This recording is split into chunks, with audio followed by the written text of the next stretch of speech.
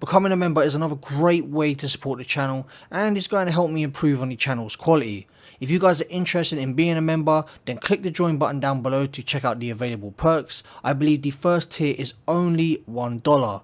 Thank you to those of you who choose to join. What's up, mod squad? MOB back with another Division 2 build breakdown video. This is our first TU11 build, and before we deep dive into the build and its talents, this build with all of its buffs active is capable of 60% crit chance, 212% critical hit damage, 247% weapon damage and 100% bonus armor. I'd also like to say that this build is capable of even more damage because it is not mid-max. Today's build is also going to consist of a newly buffed talent in TU11, this talent being another talent that was nerfed back in the day and got forgotten about. But now, this talent could possibly be the best damage talent to have on a chest piece when it comes to a DPS build. Currently in the game, the majority of builds consist of chest talents like Glass Cannon, Intimidate and their perfect versions. These talents are used because they offer the most amount of damage, but with them given the most amount of damage, it means they have heavy or situational drawbacks. Intimidate only works when you have bonus armor and are within 10 meters of an enemy, so it's a great talent for run and gun builds. Glass Cannon gives you damage, but also increases the damage you take from NPCs, so it's a talent you'd want to use from behind cover and at long range.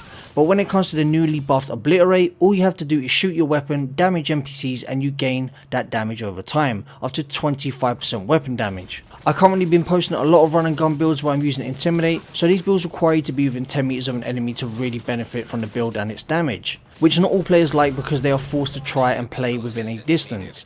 Now, what's great about the Obliterate talent is it offers a high damage with no restrictions on range and playstyle. If anything, it's improved my run and gun builds because you're no longer forced to fight up close, you now have the option to fight from the medium to long range as well. Also, the damage from Obliterate I believe is additive damage, so it's a flat 25%.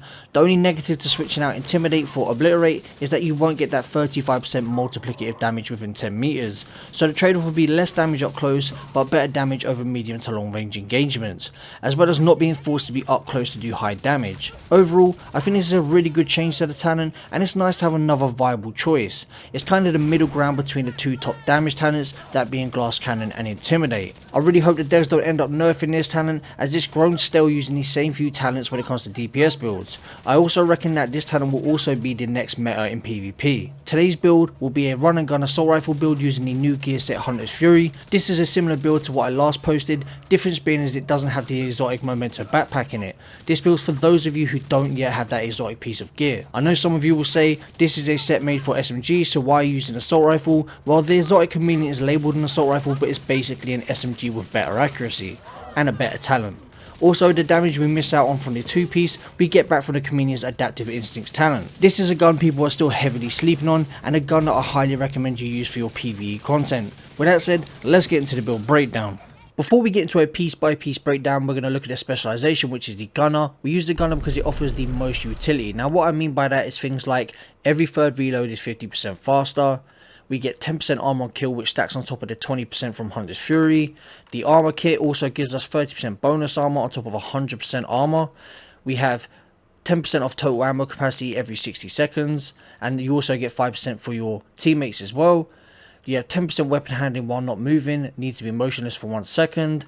And then we have the rate of fire increased by 5% on kill for 5 seconds. So there's a lot of utility within the specialization, and it just gels so well with that run and gun playstyle. So now we have covered the specialization, let's get into the build. So starting off with our primary weapon, and it is the exotic assault rifle, the Chameleon. Yes, this is a SMG gear set, as you can see here guys, shotgun damage and SMG damage, but this is basically an SMG. It's labelled an AR, but it's an SMG, and I just want to say, since I've been posting videos on this, I have noticed a lot more people have using it, and a lot of other content creators have been posting videos using this weapon.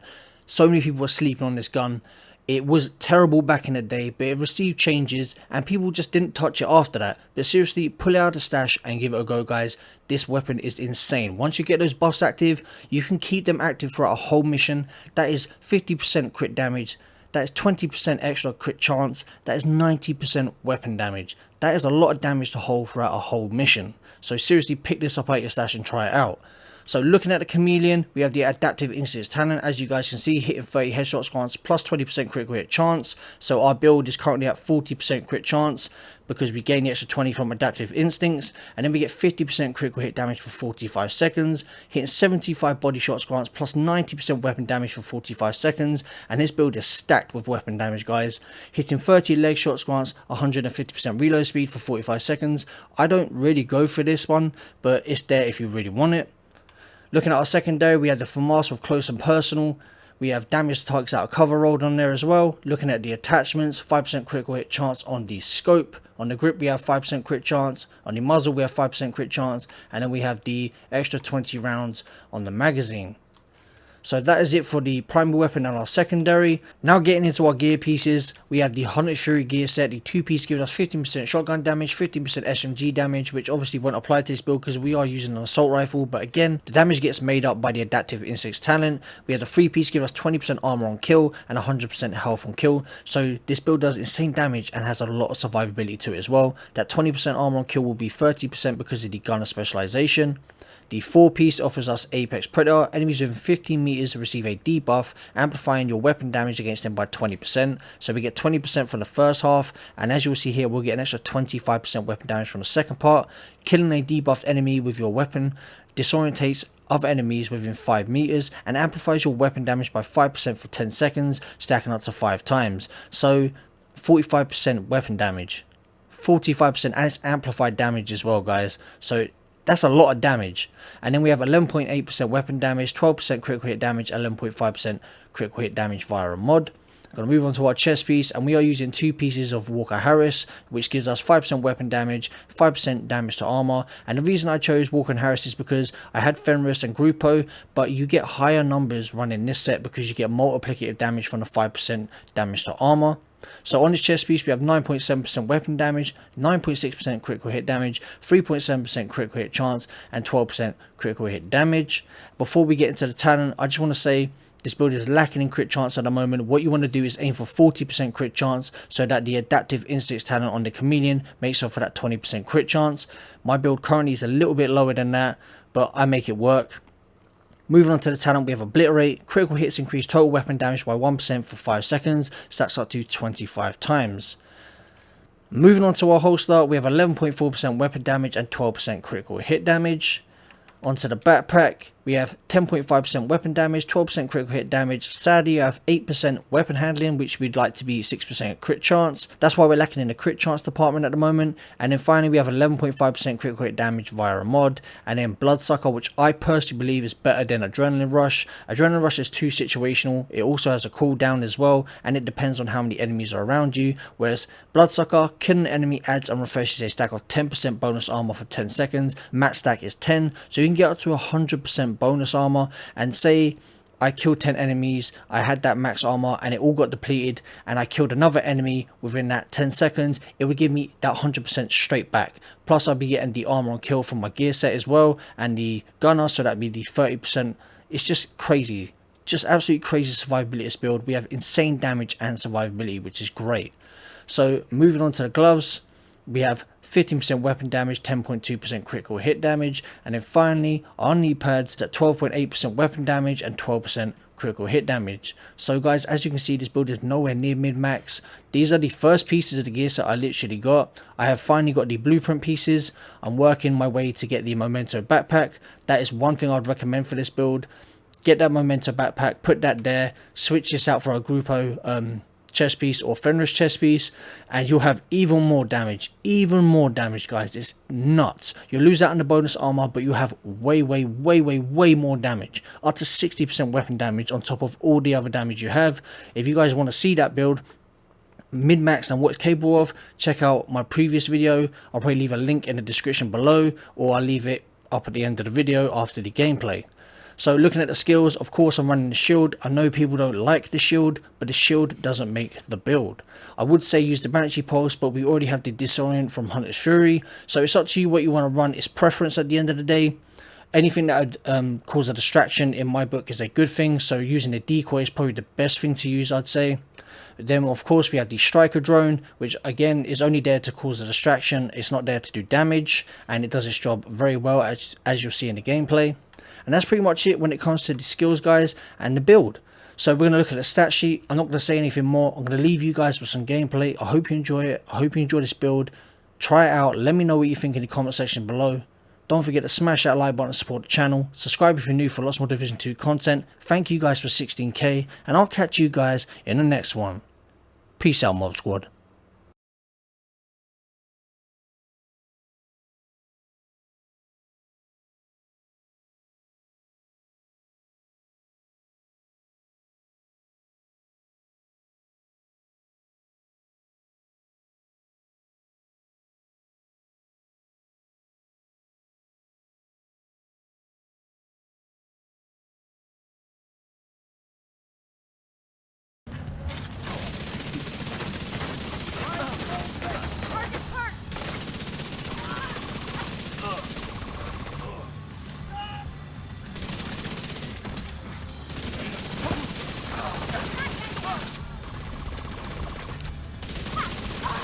Incapacitating target.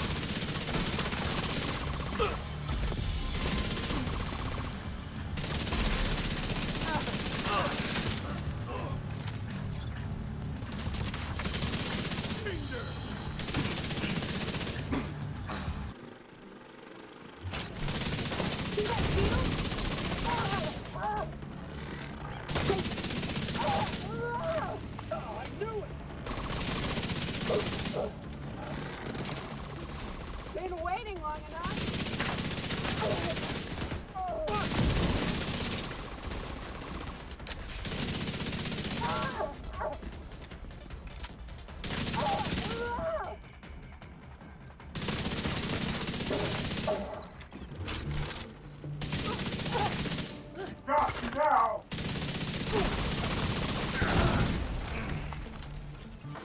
With all those gates sealed, the north exit should be closer.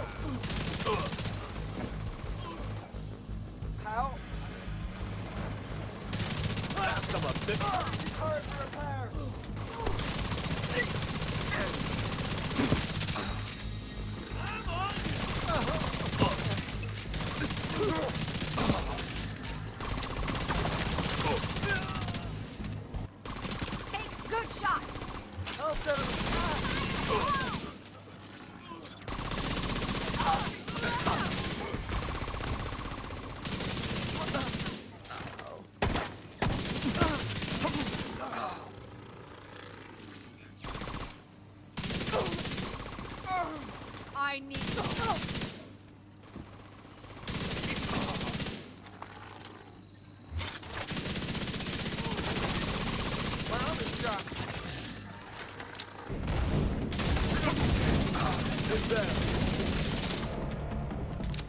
I can't break through!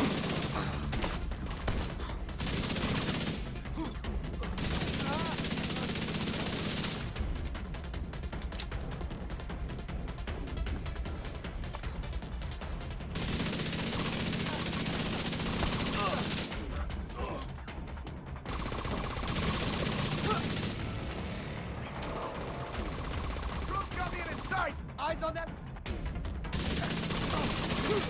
Too close! Fuck the division!